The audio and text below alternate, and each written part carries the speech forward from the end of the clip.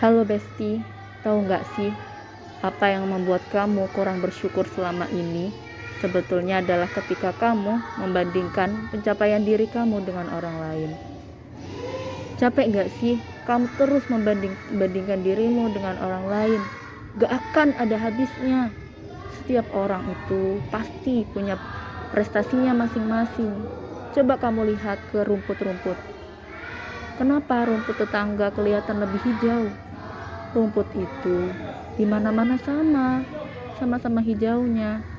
Kenapa kamu harus silau dengan rumput tetangga? Kawan, kamu pasti punya kelebihan sendiri. Ketika kamu membandingkan dirimu dengan orang lain, hanya membuat capek. Semuanya habis waktumu, menguras hati. Kamu hanya membandingkan diri dengan orang lain. Kawan, tahu nggak sih kalau sebenarnya yang kamu lihat itu cuma hasilnya. Kamu nggak pernah tahu secara langsung kan? Kamu nggak pernah tahu secara pasti gimana proses yang dilalui sama teman kamu. Terus kamu punya alasan untuk tetap iri. Kawan, kalau kamu emang pengen belajar bersyukur, coba lihat ke orang-orang yang gak seberuntung kamu, atau orang-orang yang kemampuannya belum sepadan dengan kamu. Kamu tahu gak sih, ada anak yang kesulitan dalam membaca, atau disebut juga disleksia. Buat membedakan huruf P dan B saja kesulitan. Coba deh, kalau kita bersyukur bisa membaca, pasti kita bakalan lebih banyak buat belajar, buat membaca, buat cari tahu. Dan ketika kita sudah bisa membaca, gak perlu menjelek-jelekkan orang lain. Gitu saja gak bisa. Padahal kita kan gak tahu proses berat yang dia lalui.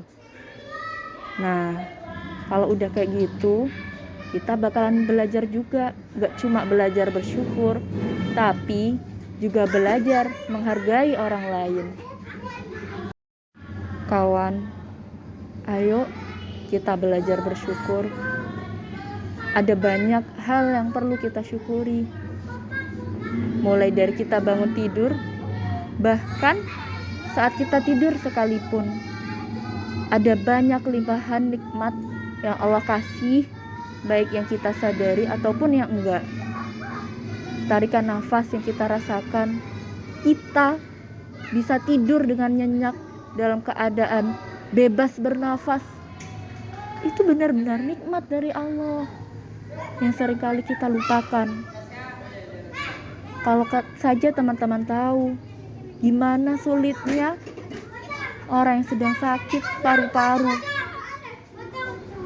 dia membutuhkan oksigen untuk bernafas. Sampai beli tabung oksigen itu berapa sih? Teman-teman tahu nggak sih saat COVID, yang namanya tabung oksigen itu sampai langka. Ngomong-ngomong soal tabung oksigen, saya memang langsung teringat sama mendiang bapak saya, rahimahullah, yang semoga Allah menyayanginya. Beliau terlihat sehat. Gak ada yang menyangka beliau akan lebih cepat mendahului kami, bahkan mendahului ibu. Dan alhamdulillah ibu saya masih sehat. Maksud saya masih hidup meskipun beliau sedang stroke. Gak ada yang menyangka bapak saya bisa meninggal lebih dulu. Beliau terkena COVID dan keluarga saya terkena COVID semua, kecuali saya yang tidak sampai positif COVID. Ayah saya terlihat sehat, menguat-nguatkan dirinya meskipun saturasinya saat itu rendah. Beliau bisa berjalan. Namun kehendak Allah sudah ditentukan. Beliau meninggal mendahului kami. Di saat itu malam, beliau mungkin sudah tidak sanggup bernafas karena memang memiliki komorbid paru-paru paru-paru basah. Karena beliau, kata dokter, terlalu sering tenis dengan olahraga yang berat, sehingga menambah buruk kondisi setelah terkena COVID. Kawan, ayo kita belajar bersyukur atas setiap nafas yang kita hirup. Kawan, ayo kita belajar buat bersyukur atas dua nikmat yang manusia sering terperdaya, sering lupa kalau Allah itu udah kasih nikmat. Nikmat apa itu? Nikmat sehat dan waktu luang. Sebetulnya banyak banget nikmat yang Allah beri ke kita. Ini belum soal materi loh ya. Ada nikmat waktu sehat, ada nikmat masa hidup, ada nikmat usia muda. Usia muda, tahu gak sih kalau kita itu sedang punya kekuatan yang terkumpul, kekuatan akal, kekuatan pikiran, hafalan yang kuat, kekuatan fisik. Tahu nggak sih kalau anak-anak itu masih dalam proses pertumbuhan, sementara saat sudah tua sudah lemah kekuatan fisiknya. Saat kita muda, kekuatan kita benar-benar terkumpul, kawan. Apa iya mau disia-siakan begitu saja?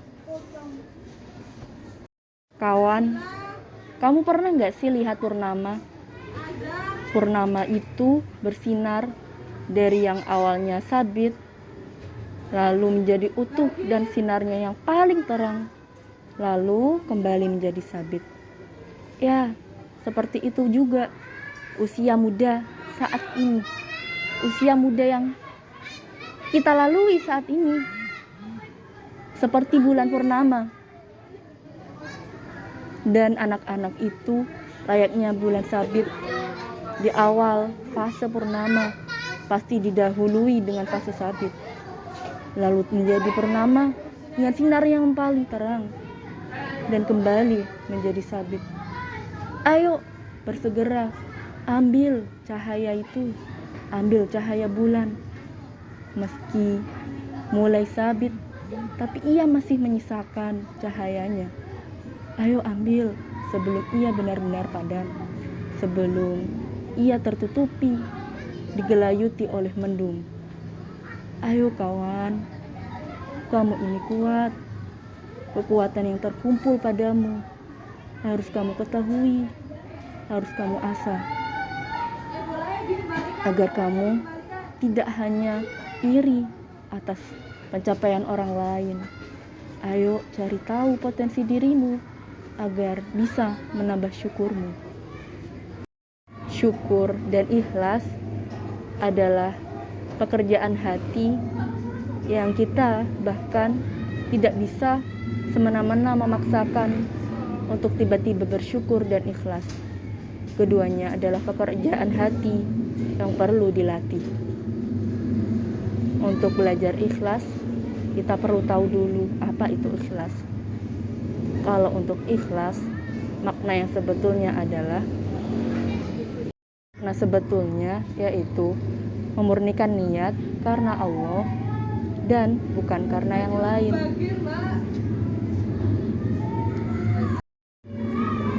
Ikhlas ini sebetulnya berbeda dengan ridho.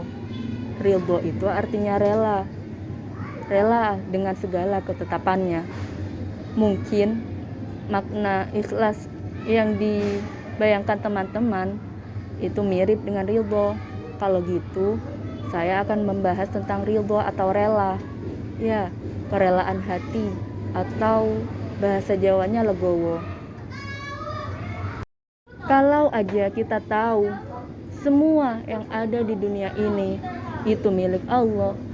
Semua yang ada di dunia ini ada pemiliknya, ada penciptanya, dan yang namanya pemilik itu berhak mengambil apa yang dimilikinya sewaktu-waktu.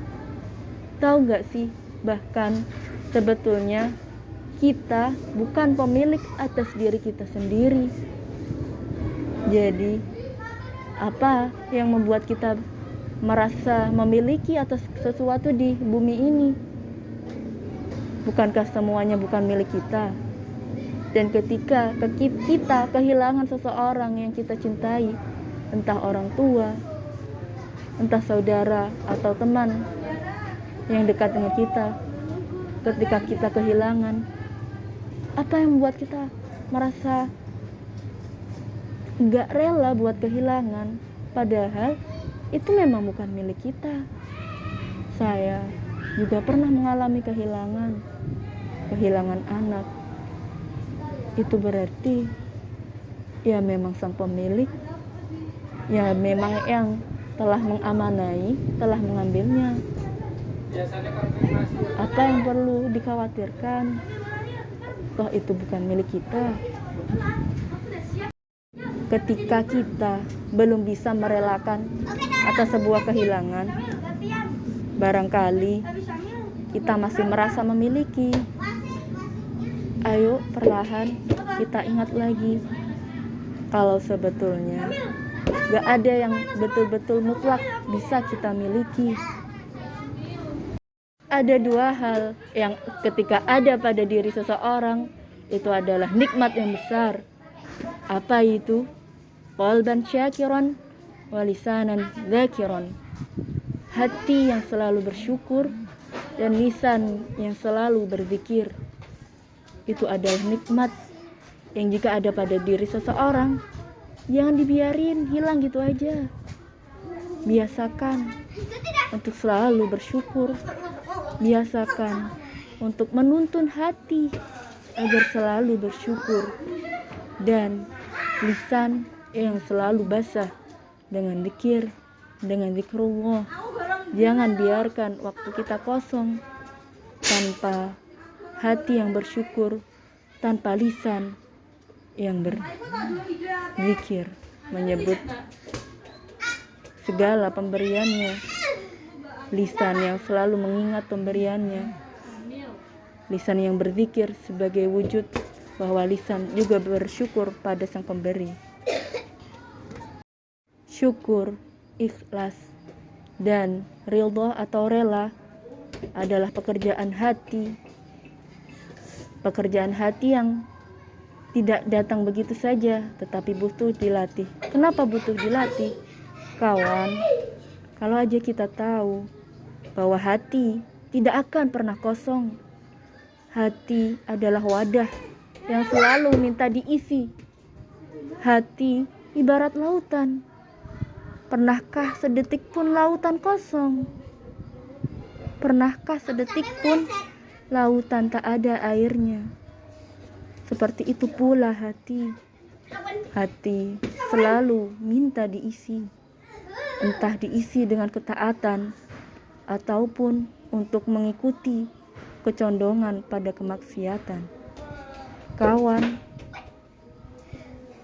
kalau kecondongan nafsu sedang mengajak kepada hal yang buruk, ayo pegang kendali. Penuhi dengan ketaatan, penuhi hati dengan syukur, penuhi hati dengan zikir. Karena zikir, lisan yang berzikir menjadi makanan bagi hati. Kawan, aku bukan seperti supir yang bisa memaksakan, yang bisa mengkondisikan isi hati kamu. Aku hanya memberitahu, tetapi kita bisa berjuang bersama, berjuang mendidik hati, karena hati memang butuh dididik, meskipun perlahan-lahan. Ibarat tangkai daun, ibarat tangkai di pohon yang jika dilengkungkan dengan paksa, itu berarti kamu akan mematahkannya. Tetapi kamu masih bisa melengkungkannya perlahan-lahan dan memetik daunnya. Seperti itu pula dalam mendidik hati. Perlu perlahan-lahan, tetapi tetap butuh untuk dididik agar tidak terus-menerus condong kepada keburukan, agar tidak terus-menerus bengkok. Ketika kamu membiarkannya, membiarkan dahan untuk bengkok, ia akan tetap bengkok, tetapi dia masih bisa diluruskan, meski perlahan-lahan. Izinkan aku meluruskan dahan, meski perlahan-lahan.